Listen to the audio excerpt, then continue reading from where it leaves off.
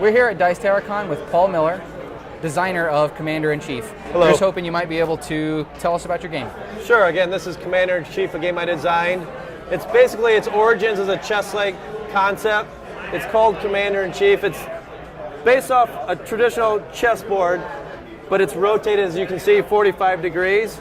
And on top of the rotation of the board, there's a terrain element. So you have land on your own side, there's dark blue and light blue water squares, and then land on your opponent's side. The basic concept is similar to chess, where you're trying to take out one main piece all the way at the very end called the commander.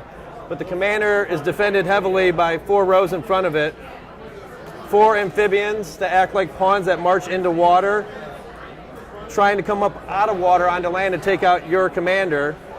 There's a destroyer and 2 submarines that are the sea pieces of this game. You have 2 tanks that are primarily defensive pieces, because the 2 tanks are never going to go in water. They're there defending the commander. And in fact, the 2 tanks and the best piece in the game, the bomber, have an element in this game called blocking. So you cannot jump over either of the tanks or the bomber. They build a wall protecting the commander. Okay. And lastly, the 5 strong pieces in the game are your aerial support. 2 helicopters, 2 fighters, and a bomber that go wherever they want, because they're not restricted to land or sea. They're theoretically in the air, providing air cover to the land and sea pieces.